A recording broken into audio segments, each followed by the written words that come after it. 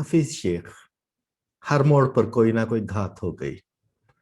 Senate के इंतखाबात में एक मुकाबला बाकी सबको गहना आ गया। इस्लामाबाद की जनरल सीट से तहरीक इंसाफ के हफीज शेख का मुकाबला पीपल्स पार्टी के यूसुफ रजा गिलानी से था।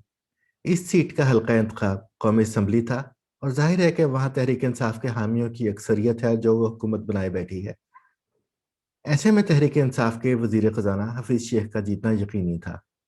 ऊपर से उनकी शोहरत भी ऐसी है कि उन्हें आलमी मालियाती इदारों का हिमायत याफ्ता करार दिया जाता है, यानी जीत बिल्कुल ही यकीनी थी।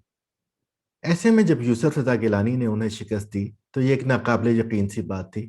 इसका नतीजा तो ज़ाहिर है यही निकलता है कि हुकूमत असम्बली में अपनी अक्सरियत खो चुकी है।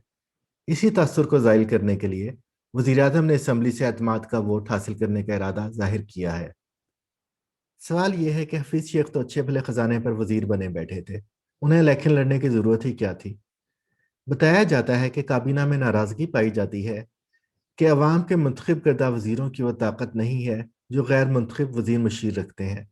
गैर मुंतखब अफराद अवाम को जवाबदेह नहीं होते, जबकि उनके इक़दामात का जवाब मुंतखब नुमाइंदों को अपने अपने वोटरों को देना पड़ता है। बताया जाता है कि हफीज शेख के मामले में इसी एतराज़ को दूर करने की खातिर कप्तान ने उन्हें मुंतखब करवाने का फैसला किया। अच्छा, एक चीज़ दिलचस्प है। इस्लामाबाद की सेनेट में दो नशस्तें हैं जिन पर इंतखाब हुआ, एक जनरल नशस्त और दूसरी ख्वातीन की।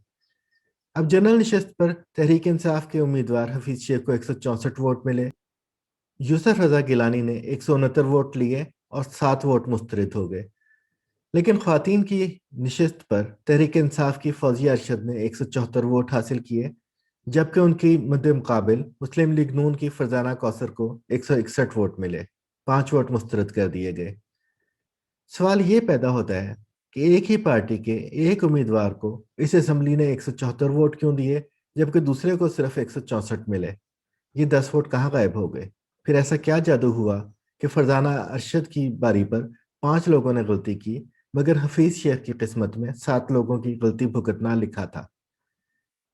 हफीज शेख के मामले में गलती करने वाले एक तो शहरियार आफरीदी हैं। वो कश्मीर कमेटी के सरबराह हैं और उनका दर्जा वफाकी वजीर का है। वो फरमाते हैं कि मुनासिब तरबियत ना पाने की वजह से वो नंबर लिखने की बजाय वहां दस्तखत कर आए। साबिक सेक्रेटरी इलेक्शन कमीशन कुंवर दिलशाद का कहना है, बैलेट पेपर पर यह वादा तौर पर लिखा होता है कि आपको नंबर लिखकर वादा करना है कि आप किस को वोट डाल रहे हैं। मैं खुद भी सेनेट इंतखाबात में रिटर्निंग अफसर रह चुका हूँ और अक्सर अराकीन जानबूझकर बैलेट पेपर पर दायरा बना आते हैं या दस्तखत कर देते हैं या फिर टिक का निशान लगा देते हैं, जिससे वोट ज़ाय हो जाता है।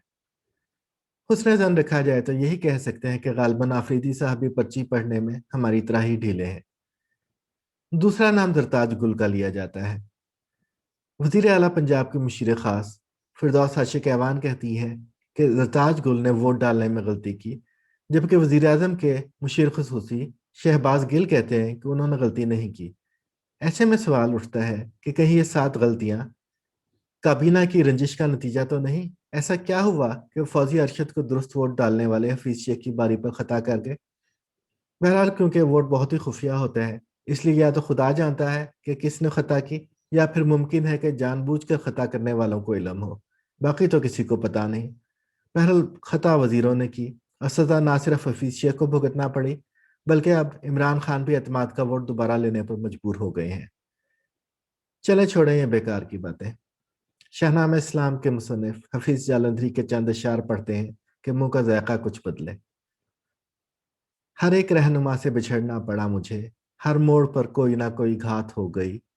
अर्ज़े हुनर भी वजह शिकायत हो गई, छोटा सा मुंह था मुझसे बड़ी बात हो गई।